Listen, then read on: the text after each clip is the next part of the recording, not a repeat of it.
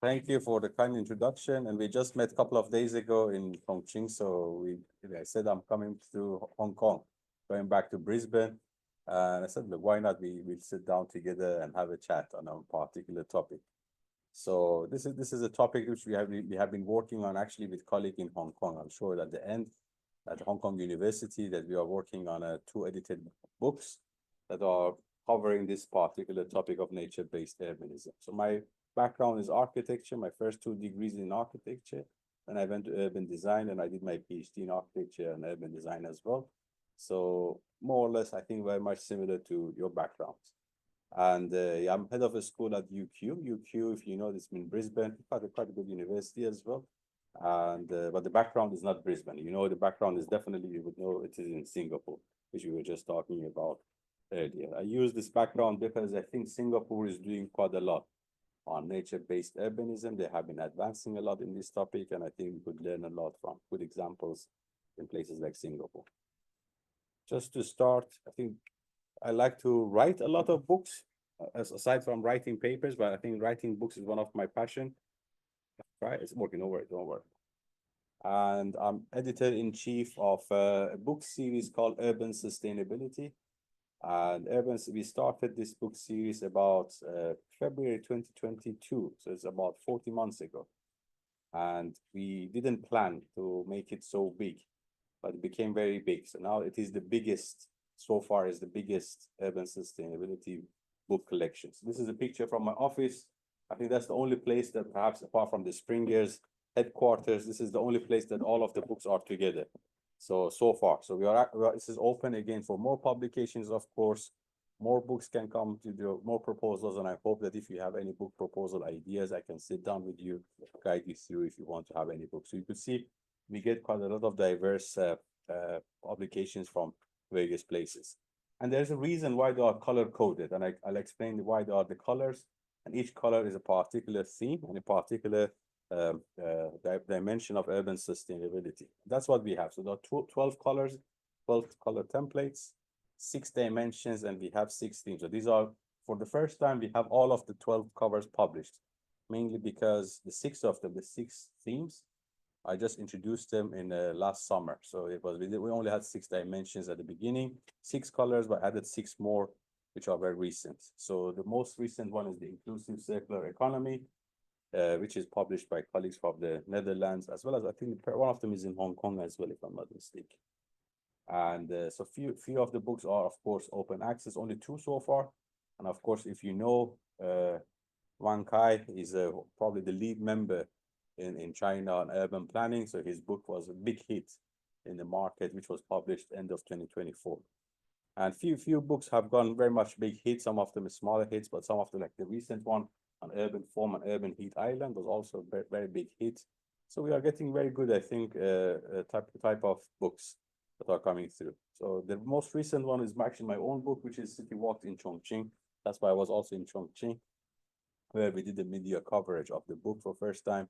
That the book went to Chongqing actually. So that's when I put my social sciences hat. I don't write social sciences often. I like to write more technical aspects about urbanism and architecture. But that's when I get excited about the place. I like to write social sciences as well sometimes. So it's a bit more social sense into it. So that's the recent one. So we have 51 books so far. I was just talking earlier as well. And we have 7 books are actually in publishing process. 12 of them are, we have live projects. And more than 10, I think we have proposals under review. So roughly, I'm more than happy to discuss further if it is needed. It's a very healthy process of getting books to get published. And I go around many places advocating younger academics. I'm not in that category anymore, unfortunately, but I advocate younger academics to contribute to good quality writing and books as well. It's good for your career as well. It's something that no one told me when I was your age or your time. And I always advocate people, right? Make your PhD thesis to become a book. It's more rewarding because in a paper, no one reads papers. And no one reads books anyway. But the idea is that at least when you get a book, my mom gets excited. Ali, your book has arrived. And she puts the book on the shelf. And she's always excited. And I always thought, and she always asked me, when is the next book? Did you read the previous one? No. But she get excited. So I still write papers. That's something we do as well. We continuously write papers, but I think books have a sort of a meaning for me. And the whole idea of this urban sustainability, we don't get paid for these. It doesn't go to some of the metrics as we think, but we are trying to make sure we contribute good quality research, energy, and also knowledge creation, sometimes co-creation. So some of the work we are working on are, first time I met, like Andreas was the first time I met him in person, but we edited a book together 3 years ago or 2 years ago, but we never met in person. So we collaborate very much thanks to the pandemic online. And as a result of that, continue to learn how to work together with people around the globe without meeting them, which is absolutely fine. So it was my first time. I met Shady and Andreas, and we have books together. And we were just laughing, see how we met each other 2 years after we had a publication, which is absolutely fine. I think this is something we continue to do. And in fact, we had a good meeting 2 days ago as well in Chongqing, where we are going to have another book launch together. So 6 of us, well, 5 plus, we are looking for one more person. And so I'm very much keen to have a female colleague to be on board, just because I realize some of the times we work and we realize we are just become boys club, which I don't want that to happen. I don't want that to happen. We need to make sure we work together, supporting each other, making sure that we do work together as a very cohesive team rather than just selected members. So that's then 5, it's fixed. 1, we are waiting for one more person to join. So let me talk about the topic a bit more. So why I'm interested in nature-based solutions or nature in general. So I'll give some of the things which are probably obvious, perhaps, and some of the things are less obvious in the session. So nothing technical, don't worry about it. Which day are we in? Monday afternoon, right? So I lost the count of which days we are. I'm traveling as well, and I will arrive in Brisbane tomorrow morning as well. So again, another flight tonight. So I was sleeping on the taxi, and in fact, and then the driver asked me, the Uber driver said, "Sir, you need to go home and sleep." And I said, "No, I have to give a talk and I have to go back to airport." Suddenly, he felt like I'm a very, very big guy, and he looked back and shook my hand. "Oh, you are doing a good job." I said, "Oh," and I know you are doing a good job as well. Bring him here, but everyone needs to do a good job. So the idea was, and he was shocked. He said, "You are giving a lecture." I said, "Yeah, why not?" And I normally don't like to stay in the airport anymore. So this is something which I really think which is the starting point of resilient cities strategies or frameworks. So I was quite lucky. We were 37 people involved in a project 2012 led by Siemens and Arup. And we had our New York-based partners, RPA, Regional Planning Association, which we decided to develop the first resilient city toolkit. You can download it for free. It's 60 pages. That was the starting point of resilient city discussions. That was the starting point of resilient cities were not in it. We developed this toolkit. That was the first toolkit ever. And after that, there were other toolkits, other directions, etc. So one of the things that we try to highlight in this particular toolkit, which is now quite very old, and what we could call it the mother of all resiliency toolkits, was the fact it should be comprehensive. It shouldn't just be focused on water. It shouldn't be focused on buildings. It's comprehensive. It has to be comprehensive. And the idea was then, at that time, we didn't talk about nature much, but that was perhaps my starting point of getting into the idea of resilience, urban environments, a bit more from the nature point of view later on. But I think this was a very good starting point for me. We didn't follow this research topic much, unfortunately, for a few years. So I brought it back into my research work, mainly because I think the smart cities took over, because this at the same time we had the smart cities as a very trendy topic. And it literally took over most of the research that were happening, even though we didn't do any research on the smart cities, or not much. We did some, but not enough. But our directions didn't go into resilience. I wish we did, because I think resilience is a very sensible way of redesigning or designing cities. So, but this led into, I think I brought it back into my research work in 2020 when I started working on green infrastructure and again working on nature-based solutions. And I had few ideas with a PhD student and a group of us. I said, why don't we do a bit of understanding of nature-based solutions in urbanism? So then we did a very systematic literature review of the research landscape of NBS, as they call it, in urbanism, realizing there are different directions, there are clear disparities. Region to region was very different. And the term, I will talk about it later as well, is very European Commission terminology. in terms of the terminology as a practice, we have it probably for a long time ago. As a terminology, is relatively new. So it was only introduced just about 12 or 13 years ago. So it's not a very old terminology, but the research is expanding in this particular topic, and the relationship between NBS and urbanism, city development, urban design, urban planning, all these are really growing really fast. But there are areas that are definitely gaps. So Europe is advancing quite a bit, Northern America perhaps also quite a lot, but in China and Australia, this is picking up very fast. But the rest of the globe and other continents, this is still not much of research. Having said that, I always question the flaws of the systematic reviews, because systematic reviews focus on maybe one or two languages that we could research. I'm pretty sure there are other people writing in the different languages, maybe different terminologies. That's also one of the deficiencies of doing this type of systematic reviews, which we are very much aware of, and we acknowledge that limitation. And also, as a terminology, is a European Commission's terminology. So it becomes something natural that you would have in a particular context, that we would see more publications that you would have in that particular topic. But it is essentially we looked at it, and essentially it's very much connected with broader topics that we do have in our field. So it's very much close to green infrastructure, which I studied quite extensively as well, especially in China. I did quite a lot of studies. If you search on the internet, you would see, if you put a book title called Green Infrastructure in Chinese Cities, it's quite a big book, about 600 to 700 pages, which was an edited book I did 2021. And it was the first time actually I met Bao Jie online again, but that was the time as we started collaborating after that. So that was, I think the nexus, some of them are very clear. And of course, when you do this type of analysis, apart from the fact that they look cool, they really create these clusters that they are understanding that there are differences, different focuses, and how a particular topic then is linked with variety of knowledge or variety of areas. So you could see there's quite a lot of linkages with NBS and what we study in a broader sustainability or urban sustainability research. One of the interesting part from this analysis, which is now quite a few years old, is the fact that there are different pathways in different contexts. There's a contextual element into it, where you can see, in Europe in particular, there's a bigger movement now towards multiple themes, as well as integration strategies, as well as some of them go into conceptual and review studies. So they are changing. So some of the studies are evolving in particular places, but some of the areas are still quite limited to maybe empirical research, or some of them maybe review studies. But that difference is quite significant. And this is all, of course, this is changing every year. But the idea is that then there are particular themes. So we studied the themes that are associated with NBS.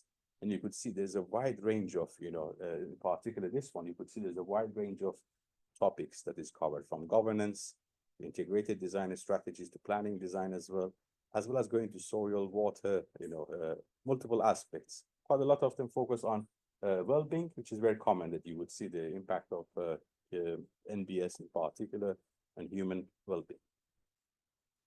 The other work which we try to work with our colleagues in the Netherlands in particular, so hopefully I've translated the diagram properly. So this is originally it's a Dutch diagram, where they have looked into how nature-based solutions is introduced to a big range of urban environments. That was the time then, a few years back in 2015, 2016, I thought about bringing nature-based solutions as a topic in the context of China. At that time, I was very excited about eco-city development that were happening in China. So I got an NSFC grant, which focused on how the nature-based solutions can be integrated in eco-city development for the next batch of eco-cities, which is supposed to happen already after 2022. So the idea was to create a set of guidelines, a set of reporting that goes through that how nature-based solutions can then be embedded as part of the planning design guidelines. Part of what I do is, apart from writing papers and things like that, which is quite a common thing to do, is to make sure our research is applied. And I like to make sure that research is applied, at least for myself. And I try to advocate people in my school and colleagues as well, of course, to make sure there's applied value or something how that you can really make sure your research can be implemented as a part of any policy development, practice development, etc. So that was our job, and my job in that particular project, to make sure we have some sort of impactful results that can be eventually applied in the next development of the eco-cities in China. So just as I mentioned briefly, this is very summary. So nature-based solution is in fact, as I mentioned, has been given a big attention in the EU. There's quite a lot of progression in that context. It was initiated in the EU in 2013 with the European Commission as the new terminology. It's not a new practice though. As I mentioned earlier, it's not a new practice at all. It may be a new terminology, but the practice of nature-based solutions has been embedded in so many countries for so many years. You can name any country and you go back to the vernacular practices, you will see them very nicely in their practices. So even in China, there are very good examples of the traditional NBS type practices as we have. And that's actually the basis of, I thought, the eco-city developments. Back then, we were working on eco-cities. I was slightly, not a big believer, but a believer of how eco-cities could change the paradigms of cities. I became a less believer of eco-cities later, but that's another 5 hours of discussions if we have time. But the idea was that I thought there's more to eco-cities than other things than eco-cities and how the integration could happen. So start become a bit more critical about it. Even though we've written about eco-cities, but I became more critical because then I saw the transitions were not really eco down the line. I was very sharp in terms of, not very sharp, but was trying to be at least honest with the local governments when we used to work with them. And I was trying to advocate the right thing every time. So we were working in a particular local government a few years ago where they wanted to be a sponge city, pilot city. And then we were going to get a grant, and we got a grant eventually. But then I was trying to tell them that this is not, the land that you are having is not good enough for a sponge city. And it was a Chinese city. My colleagues were saying, don't say anything, we're not going to get the money. I said, but the reality is you have to be honest about it. So another time we were same local government. I remember they said had an eco corridor. And I looked at the map and we went to the site and we studied a bit. And I said, look, this is not an eco corridor. At least change the name, because eco corridor would be defined very differently. You have one side of it is a factory, another side is a school. So it's not eco. So you're connecting a school to the factory. Eco corridor should be green to be connected. So I tried, and our job sometimes is to educate others that may be needed to be educated in a way, or maybe they naively use a terminology that they don't know about. And that was absolutely fine. So our job was to give a bit of, let's say, guidance, not education, but guidance. And luckily, they changed the name to Green Corridor later. So they listened and they got back and I explained to them, I said, look, Eco Corridor, the examples in Denmark, Norway, this is what the Eco Corridor looks like. And this is not an eco corridor, and they changed that. So I lost a bit of belief on eco because it became a branding, very much a branding item, perhaps in urbanism. But when it came to this idea, and I quite like this diagram, 2017, by a group of people that they worked on this topic, and again earlier 2015, few other people, not mine, but we use this quite often as a diagram, because the NBS as the solution, perhaps, or as a direction, could create a very nice cohesive approach to creating co-management in planning, co-planning, and as well as co-designing our systems. Quite a lot of the work we do is based on the scenario modeling and impact modeling, which is again, creating co-designing the urban environments. Something that you may be interested about because it's really helpful to connect the various aspects of the NBS and the co-designing it in a particular urban environment to showcase and I understand different scenarios. So we are able to then choose a better impact from that particular scenario that we would choose from. I think this is quite helpful as a diagram, and I think we use it quite often in many applications or many reports as well. But more or less what we have seen the NBS as a topic has been about shifting from the ecological engineering to NBS strategies. So this shift is quite tangible, and that's what it needs to be. Most of our cities are ecologically engineered. So you go to cities, there are canals, you go to cities, there are riverbanks. You go to cities that there are parks. Most of them are human-made, they are not real. And they were all engineered, ecologically engineered. So I'm very critical about this particular topic when we go to relatively modern cities where we have trees are the same size or same shape and everything, and there are not variety of species. That's why I think Singapore is a good example, because Singapore is trying to develop a particular index that indicates the species of plantations and animals you have in a particular urban environment, probably the most comprehensive one in the globe. But this needs to be understood that, you know, we shouldn't engineer everything. We should avoid engineering our environments as best as we can. We can do some of it, but not all of it. So that shift, it was actually was regarded, well, that part, NBS as a topic was regarded as some sort of soft engineering, not what we have as a bigger ecological engineering. The emphasis is actually more on ecosystem services. That's a big emphasis that we have, the biodiversities that exist, coexist, and can exist, in fact, in our city environments. So as I said, we do have a lot of modeling studies, prediction-based studies, of course, impact assessments, and of course, looking into, my hope is that we could establish new practices and innovations in particular in sustainable urbanism. The beauty of this diagram in here is that everything then ends up with human well-being. So any directions we have, any pathways we have, any nexus in research we have. So if we have better biodiversity, we end up with having a better human well-being as well. So this diagram shows a variety of how NBS can work in enhancing our nature, as well as then coming up with better urban environments. Does anyone know where is this city? It's Hong Kong, no? No, it looks like Hong Kong, maybe. Oh, this is Rio, right? So I use this picture a lot because everyone would know it is Rio, hopefully. If someone says it's Paris, I would be shocked, but this is Eiffel Tower, you know, I would be even more shocked than I ask the person to go to Specsavers or get some new glasses. That's not Eiffel Tower, depends where you sit. But I use this picture quite often when I talk about nature or nature-based solutions, mainly because, and there's a figure there, 3%. Mainly because Rio has 3% of its natural habitats left.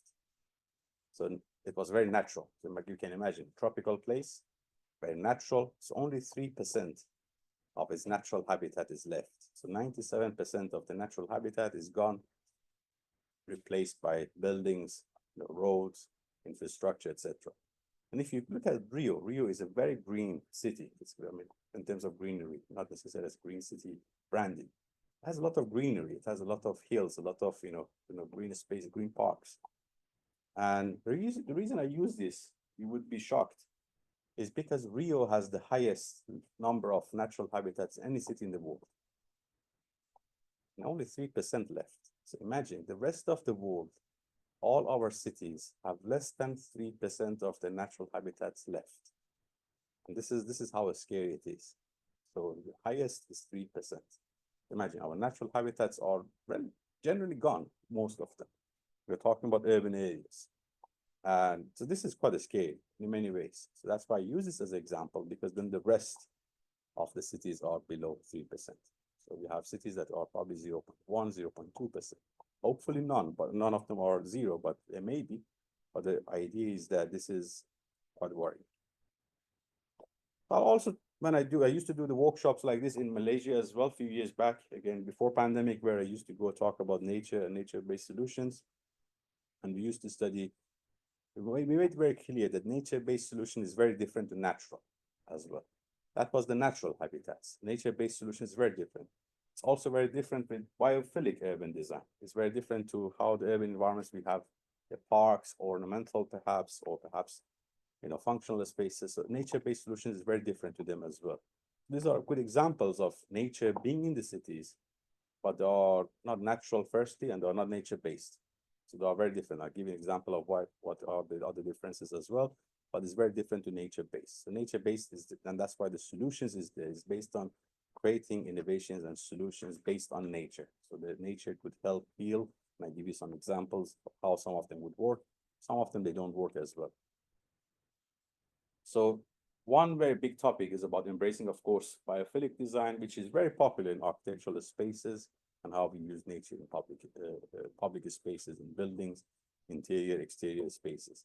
But again, that's biophilic design. Biophilic design is very much of the visual, has some functional, but it's not nature-based. So if people, unfortunately, architects quite often mistake them, the terminologies, and that's why when I talk about nature, I try to elaborate that there are big differences between these terminologies to start with.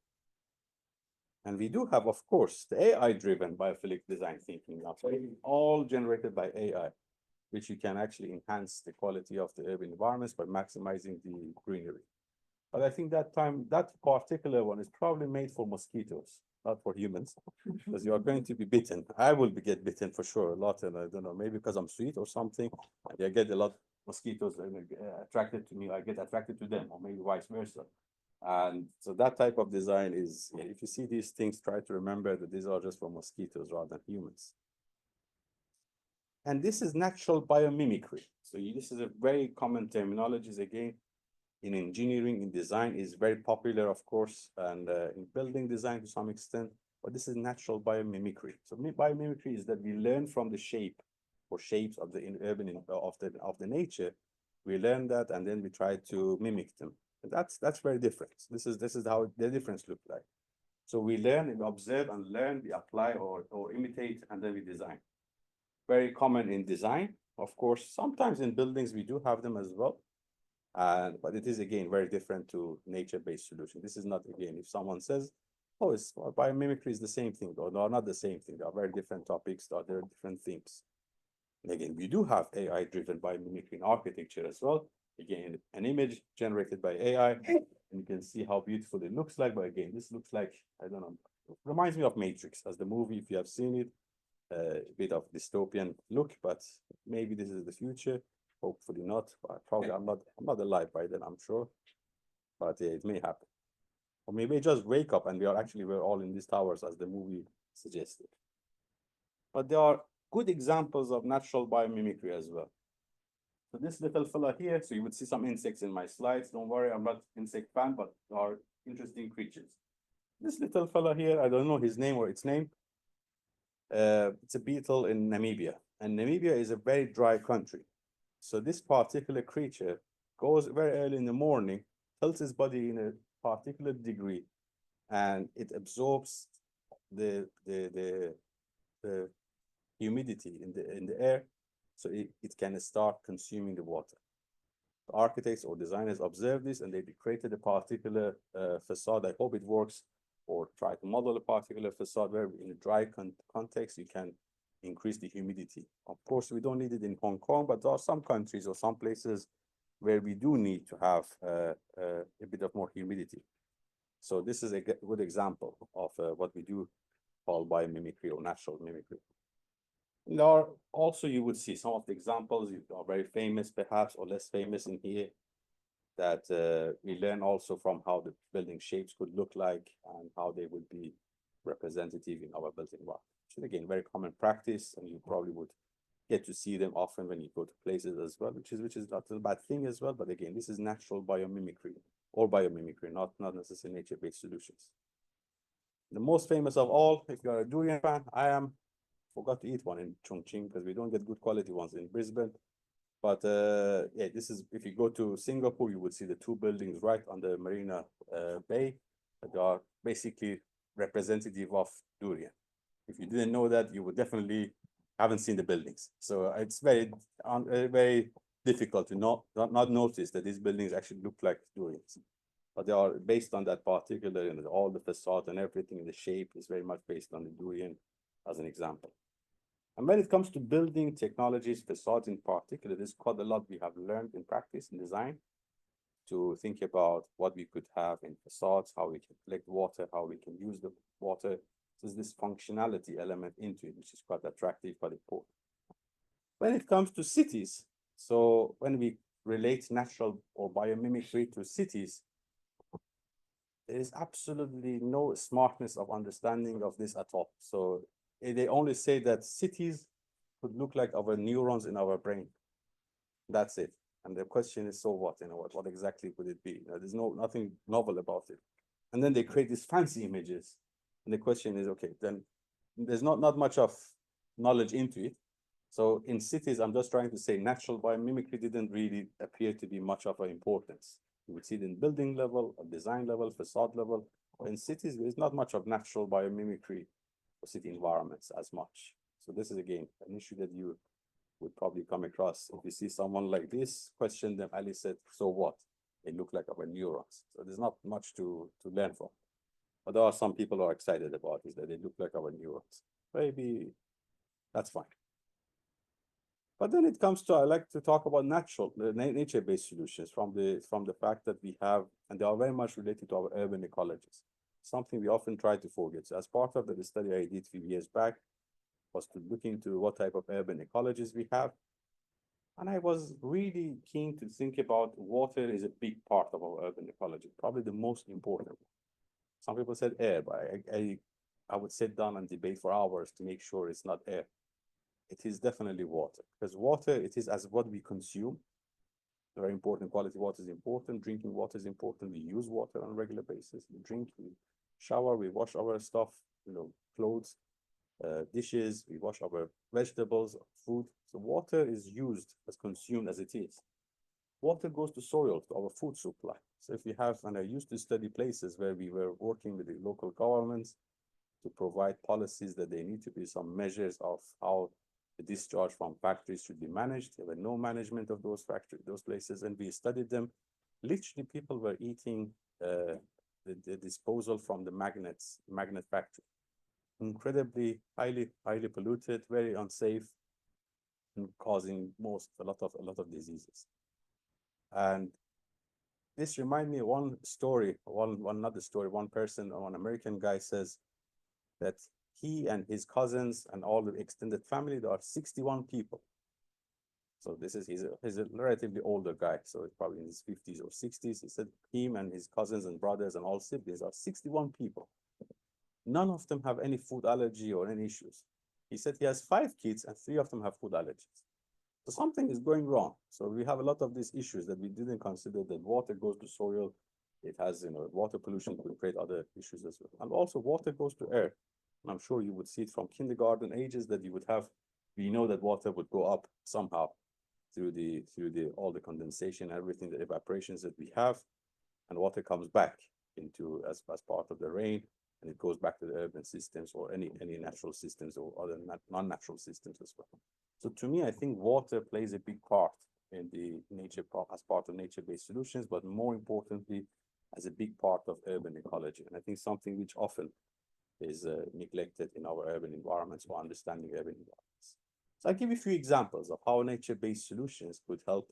Most of the work is not our work, but collection of various people working with us at different times, or invited them, or we just stole their work, as we normally do as researchers. It's absolutely fine, right? So we reference them sometimes. I think there's some sort of reference some places. If not, I'll apologize to them later. But this is a very good example. Nature-based solutions for urban protection. So this is very commonly practiced in many parts of the world. And we try to bring that practice into a particular city. I used to live in China before, and it didn't work. So I'll give you the reason why it didn't work. So when we have the protection of the particular water edges in particular, next time you go walking around or hiking around any places in Hong Kong, you may notice some of them. Most people may not notice them. But there are particular areas, and I'm sure the marshlands are the most common one that you would see there. Marshlands for a reason. The marshlands are there just to reduce, to absorb flood waters, everything else. That's the nature helping us to absorb something that can come as a disaster from nature. So basically nature is helping us to do other things. Trees in particular, mangroves that you have a lot of mangroves in Brisbane, where you have them to be absorbing water, just reduce, especially on the edges of the river sides, you would have them a lot to absorb any water, that is going to be overrun, and that's really helpful in many ways. Or, runoffs, and as well as, reducing summer heat in particular, having trees or plantation. We mix that, of course, in this example, they mix it with the gray, let's say, interventions. So floodgates and everything else would be in place. But the one which we were really interested about were these little guys. So the mussels, tasty somehow, but they are extremely dirty animals. So this is the reason, if you don't wash them, you can get sick. In 1988, there was an epidemic in China in particular. So many people died because a lot of them were dirty. So you have to be very cautious about this particular creature for food. But one of the things they do is that they are incredibly helpful in protecting the erosion as well as cleaning the water. We tried to trial that. It failed, and I give you a reason why it failed. So we put this in particular village that we thought, okay, little creatures at the beginning, very little. They grow very fast. They become quite adult size in a few weeks. And we put them. But then 2 days or 3 days after we went there, and they were all gone. The locals, they took them out and they were selling them beside the street, or they cooked them. And they said, look, this is not working. So the education part we realized was missing. So we need to really elaborate that this is really helpful. So you go to places that they have them, it means that the community has been aware of them, or else. And we told them, look, you can eat them later when they become adults, but let them grow, let them eat all the rubbish in the water, and let them reproduce, and then you can eat them. They become adults in a few weeks, but we didn't do that part. I would say our fault partly because we didn't do the education side of it. So we should have done that, but we didn't give up. We went back and it worked eventually. But the idea was we failed first time just because that knowledge need to be shared with the communities as well. But they are extremely helpful. Where you go to places where they have mussels in the riverside, and you see that they are all over the places, that in fact, the places where they are concentrated, the water is better quality. We eat a lot of that. It's again, using nature to clean the water, which is quite common practice. Another example is NBS for water security. So this is an example of Cape Town. Cape Town is a city which is, I think, largest or second largest maybe city in South Africa.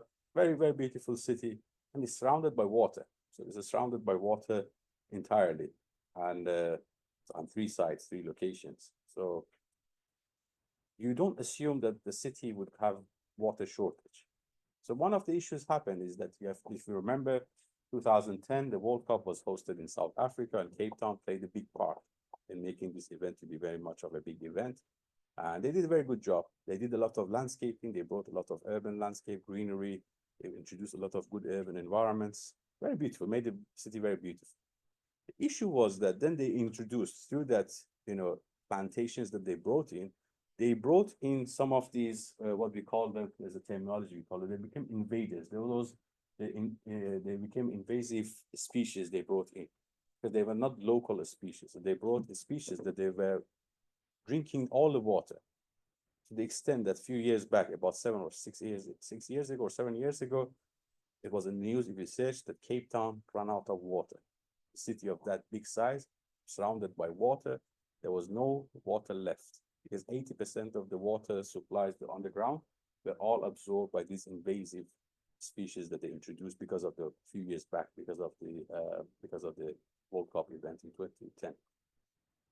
Yes, they had to do a lot of investment again to then get rid of all of those billions of dollars were spent on that whole process. Just not maybe billions, probably millions. And then they really tried to make sure that reverse this. Took a few years, and it's now working again.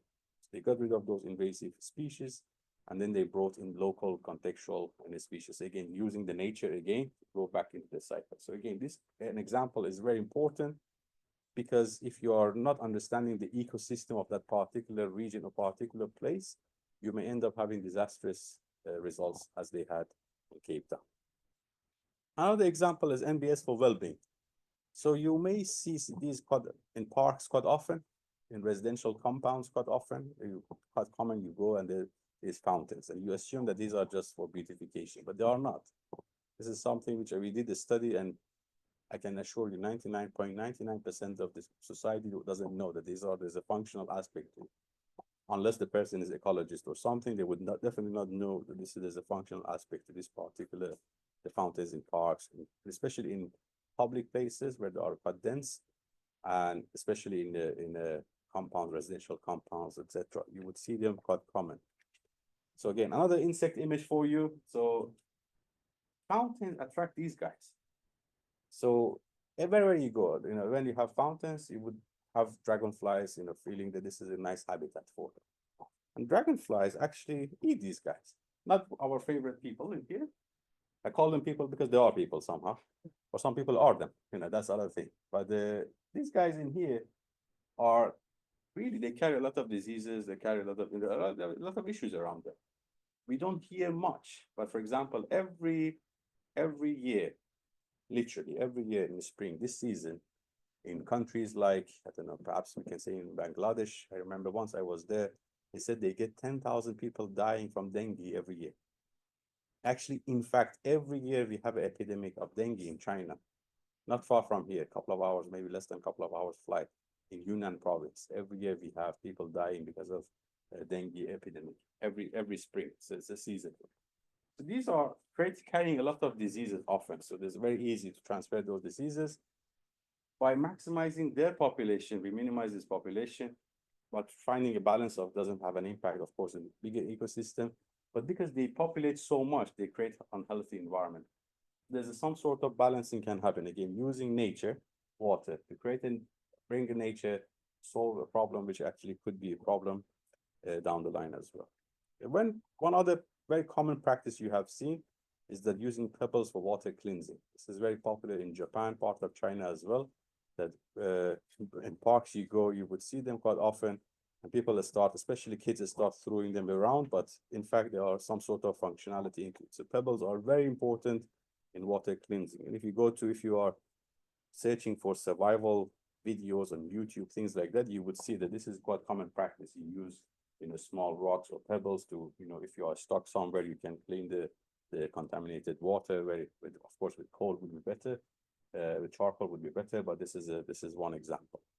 And using that, there are examples. So there's a particular company, they use this particular technology in green roofs as well. Again, using the way that how we can then at the same time clean the water and use that water to be used for drinking and washing purposes. Not necessarily directly for drinking, but of course there's another filtration needs to happen there. Again, this is very common practice. You see in many parts of the globe. In the US is very popular. In Europe is getting more popular. In Japan, in China, they're very popular as well.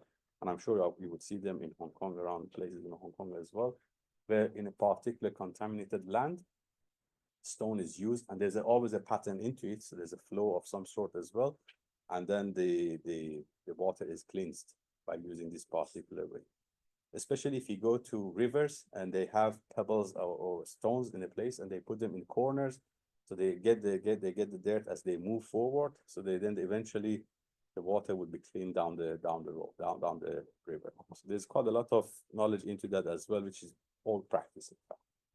NBS is brought into water management quite often as well. So when we talk of smart cities, NBS plays a big part, how we can actually manage our urban environments better, and how we can look into multiple objectivity, multiple functionality of the urban environments through use of nature. And a big part which some of my colleagues were very much interested before, I think they still are, they moved to Singapore recently, and they focused on NBS for community gardens. So how the community gardens could create some sense of social life, etc. But as a kid, I remember, I can assure you that this was a big part of our life as well, where we have allotments in the UK, where you then have community gardens, and then not every community, but in bigger neighborhoods or districts, you used to have, this was more or less like a weekend activity as well, which was quite a common thing to have, and it was good practice, in fact. And it's brought in more to urban farming. So this is also very much a good topic that is brought in, which is still very novel, I would say, or new perhaps in our industry. Again, more room is there to study. There's good examples around the globe. In the US, there are big investments. In Europe, in the European context, there are big investments. And there are a lot of ideas of how then we can have a better climate adaptation strategies as well as using the urban farming systems in our urban environments, how we can integrate them. I promise this is the last insect image, or perhaps maybe last one of the last ones. But this guy, I think the Italians name it the best one. I forgot what they call it, but the Italians have the best name for it. Cockroaches are, I don't know, if I see them, if I could scream, I would scream, especially the ones that they fly. I had an Italian colleague that he didn't go to his house. He had a new house. I said, why you didn't go? He said, I stayed in a hotel last night. I said, why? So I found cockroach in the house. So he decided not to go to the house for one night. It's because there are scary things. We don't like them, right? Some may do, but I would question that. But we don't like them, tend to don't like them. But they have been, this not so likable friends of ours. They are quite useful in many ways. There is one good example. If you haven't heard about it, I'll try to give the example of how useful they can be. You probably could see the documentary on internet for sure. So there are somewhere close to Beijing. This project went viral at that time. That they have these cockroach making factories. So there are these big industrial size places where they have the cockroaches, like millions of them are there. So the food waste is processed to the extent of that they have to recook it in a way, but the food is processed in a way that it creates a bit of perhaps delicious for them, some sort of pastry, paste at the Certain temperature is kept, so there's a particular humidity temperature. They even dim the light for them, make it very romantic for them. I don't know what they have a lot of things behind that for sure. They dim the lights, they sort out the temperature, so they pamper them a lot. There's a reason they pamper them. They just feed them as much as they can, and they die. They eat as much as they can. It's like they go to a free buffet, and then when I go to, I hate buffets. When I go there, I feel like I'm killing myself. We just eat. I remember the cockroaches that they just feed them as much as they can, and they die after a few days, fed a lot. Then at the bottom of these factories, then they collect them. They dry them and collect them. They smash them. They become small pieces, and they feed them to our chickens, our dear chickens that we eat. Yes, they eat cockroaches. A lot of animals we eat, they eat cockroaches. Pigs, they eat cockroaches. So a lot of food that we like, they actually eat cockroaches. And they go back to the supermarket and go back to this cycle. So nature is used to create this cycle itself very healthily. So producing food as well as waste management, food waste management. And this is a very good example. And this has been scaled up since then. As a project, it has been very successful. And again, you can see that how much they can eat. So every day they can eat 50 tons of kitchen waste just in those 4 industrial size places that they have. So imagine how much they can eat. And those poor guys, they just become our slaves in that way. But they had last few days, at least in their life, that they remember they have eaten so much. But the reality is that this is all happening, nature helping nature. This is an example of nature-based solutions as well in practice. You use nature to to reproduce. And at the same time, you are reducing the waste and everything else. Again, that's an example to look at it from less technical way. But when MBS comes to cities, I think there are quite good examples that you could think about how we can create good quality urban design as well as good architectural solutions. Good examples exist that how a nature can be also defined very different in urban environments. People think that nature in cities is just one type of nature. But we have nature for nature, we have nature for society, we have nature for cultural activities. They're very different as well. So it's very different. So it's not only one type of nature. So this is a study, I think, by a group of people in 2023, where they really highlighted this difference very nicely. So you can think about how they can be blue-green infrastructure, how they can be cultural spaces, how they can be just purely good quality environmental places. Again, that's a big difference in when we talk about nature-based solutions. There are some sustainability examples I often try to summarize in a talk when I give on nature. And here is an example of a few examples. Some of them I worked on, some of them I got from various sources. Rainwater harvesting. Most of them I think are UK examples, mainly because they were part of a report we did from the UK to China, knowledge transfer at that time, like good case studies we used.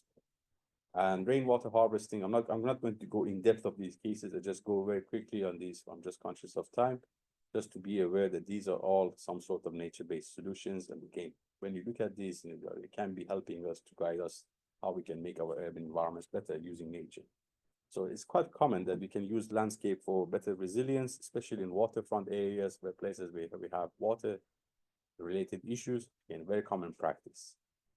Another one is about how we can think carefully before making decisions about how we can design with water. So rather than actually, I've been to places where the water has disappeared. I remember 2015, I was in Phnom Penh, capital of Cambodia, where they took me to local government took me to a few places, and we were saying, well, this used to be a lake in here. What's happening now? It's just going to be a housing project. They filled, at that time, 4 lakes, if I'm not mistaken, and a couple of the rivers or river banks they were all filled. Those were, again, issues. They didn't design with water. They just went against it and actually tried to replace it. Again, something to learn from in here. Other example is how we can be adaptive in terms of urban structures. This is another example. It may look familiar to you if you're a football fan. Do you have any Arsenal football fan here? No. They don't win much, do they? Yeah. See, I don't worry about it. I'll just question that. I'm not a football fan, but I always like to tease my Arsenal, my friends who are Arsenal football fan. But they had to relocate to somewhere nearby, and all the stadium could have been just taken down from something. That's why it looks like a stadium as well. This is all the stadium.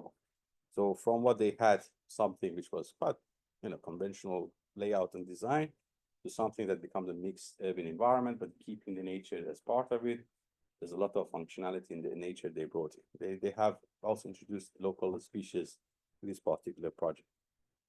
Urban green infrastructure is a big part in urban design, which is very much close to the understanding of the functionality of urban environments, which we question a lot. There's a big difference between urban green infrastructure and urban green space. Urban green space is just a space.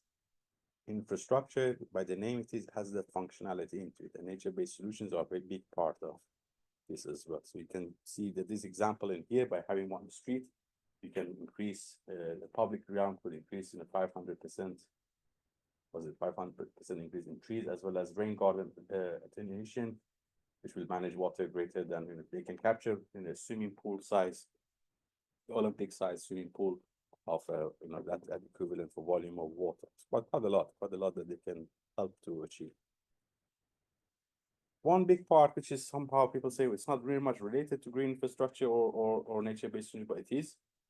It's about public participation and making data available. So again, as part of the guidance we provided, is to make sure the data is available. A good example in particular part in Glasgow was to think about, okay, there are issues, resilient related issues, climate resilient issues, and this needs to be available as a platform where the local government and local authorities and local communities could work on adding the data and understanding what issues are in place in particular neighborhood. Roofs. Green roofs are important, so they are not just colored green, but they are important to make sure there's continuity of them. There's a part of the ecosystem that needs to be there as well. And do we have any water by any chance? Sorry, getting a bit talking too much maybe. And then the other aspect which we worked on is about making flooding data available. I was in Papua New Guinea last week, and we were talking about this topic, a context where flooding happens quite often. The data is not available, they pre-select the sites, and then they go to projects. So when we were there, not last week, about 2 weeks ago, actually, we were there. And then we were talking about this availability of data. So the selection, the pre-selection stages, or conceptual stages for any projects can go through the particular guidelines, so we can actually, the design understanding where the flooding can go. So this is an example of a project I worked on. So when they gave me, this is when I was in practice in the UK, a project in not far from the north of London, St. Albans, quite a rich area, where they gave us this land. The whole land was given to us. We did analysis, our ecologists went on site, did environmental assessments. With all the flooding plain knowledge, we realized that this particular area we couldn't build at all. So then the first conceptual project we had, that we had to talk and convince the clients that dark green in that site, you couldn't build anything apart from keeping the green, natural, nature-based as much as possible, and bringing the greenery actually in. But that's a big chunk of land. I think about 40 or 50% of the land was actually, they cannot build anything. And this was the first schematic drawing we did for them. It was 165 houses, I think, if I'm not mistaken, where we did a master plan, realizing, okay, the greenery can be integrated in, but that part cannot be, should be completely untouched. It was, of course, difficult for a developer to absorb, but that's something, again, was very important for us to talk about. And of course, when we did it, this is the schematic stage, and then went into the detailed master plan and urban design as well. Urban farming is a big part that we talked about it earlier, and I think it's important that we really investigate and invest in this particular area. There are a lot of pilot cases in London. There were pilot case studies before. I think they didn't continue from the last time I checked, and they would. It's a bit of a shame, because these are the schemes that they can go on and actually be embedded as part of our urban life, urban production.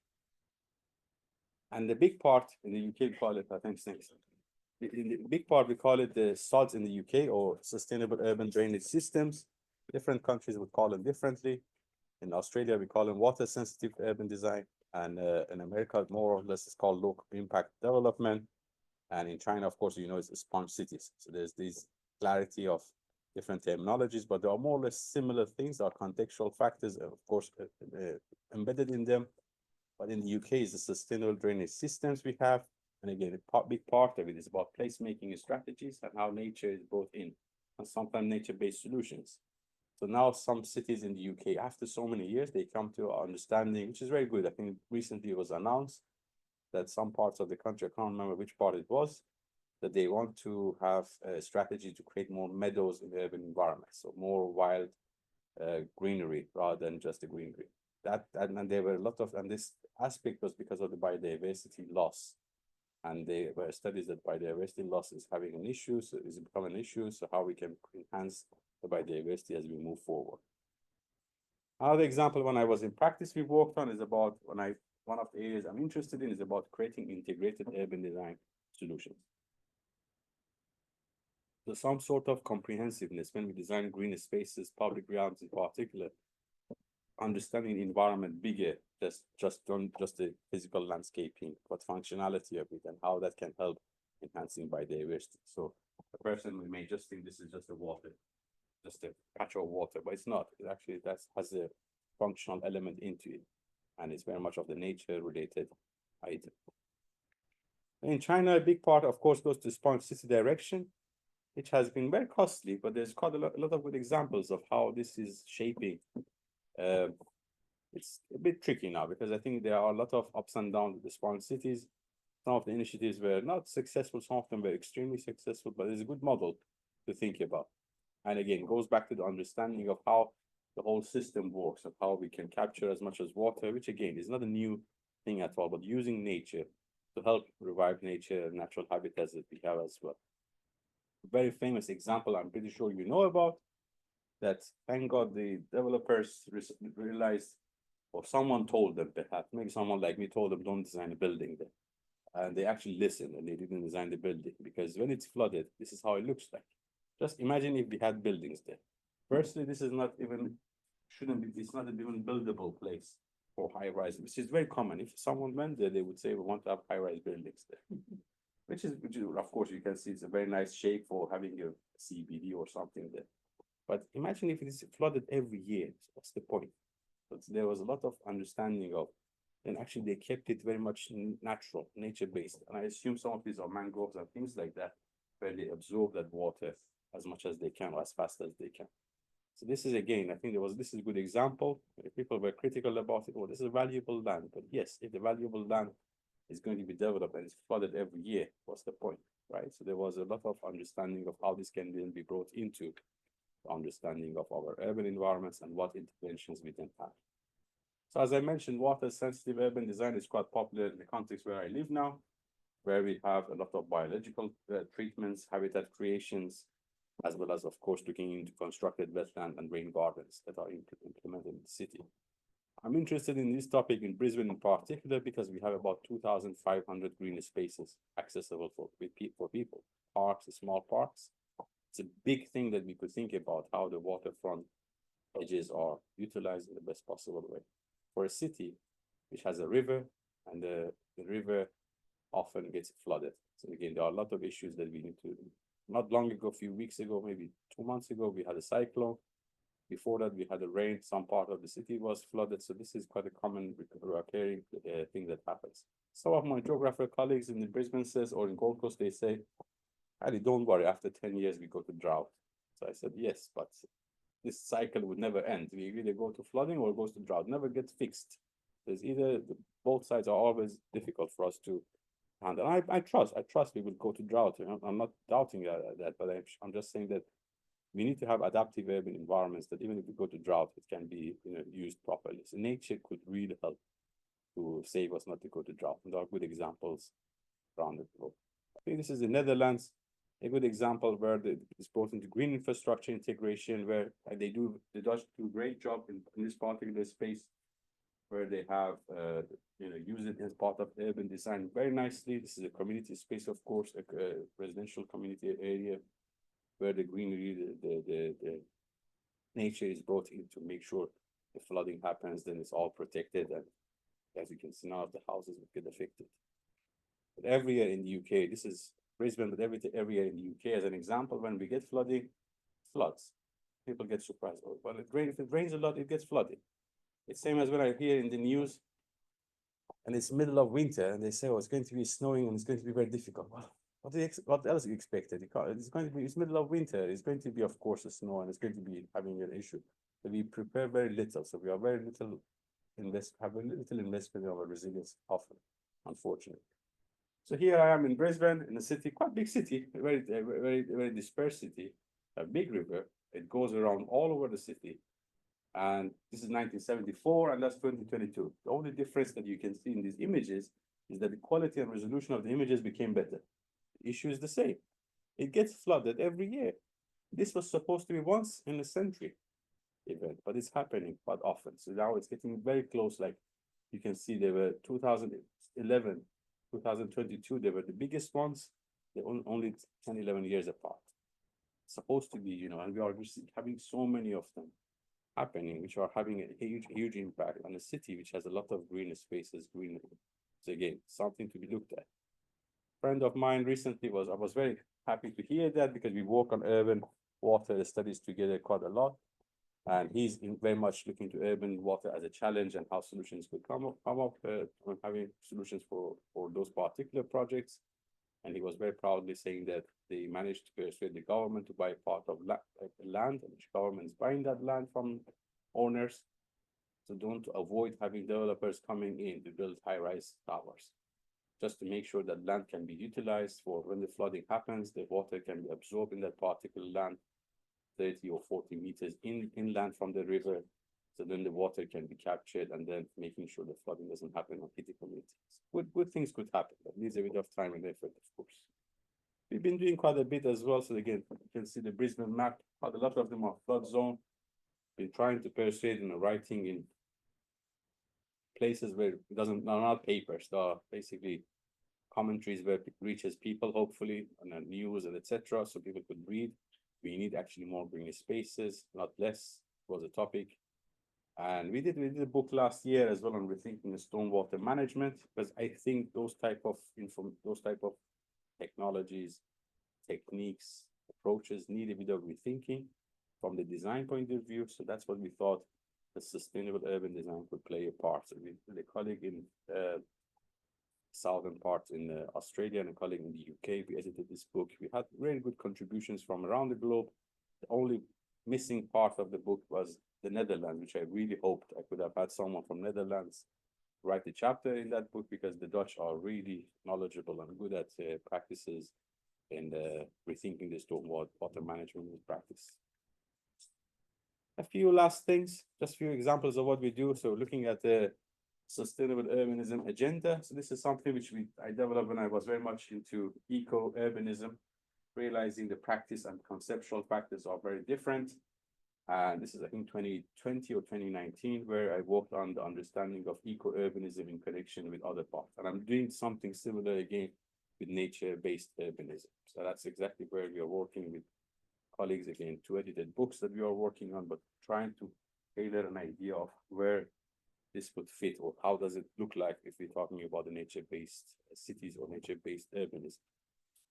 Few examples we had with my PhD student a few years back. She graduated, I think, 2018, maybe 2017, where she studied the idea of having the nature-based solutions brought in from the LID, low impact development strategies in the US, where they have a very comprehensive set of, the Americans, they have a very good framework that embeds 7 different facilities they call, and then that actually helps resilience of particular communities. So we modeled with her, of course, we extended this study to model a particular area, several areas later as well, again, using the scenario planning that we had, how we can then restore a particular place through, integrating the better facilities in the urban infrastructure, make sure flooding doesn't happen or is minimized in a particular place.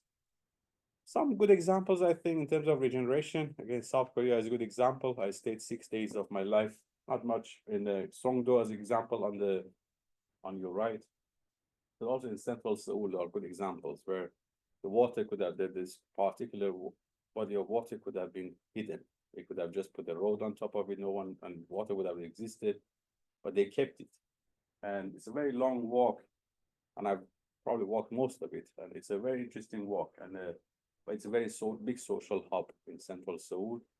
Some critical about it that this is very much engineered, but so is many of our urban environments. But I think this is a very successful example. Songdo is an example which I really think is important because Songdo was a very polluted urban environment.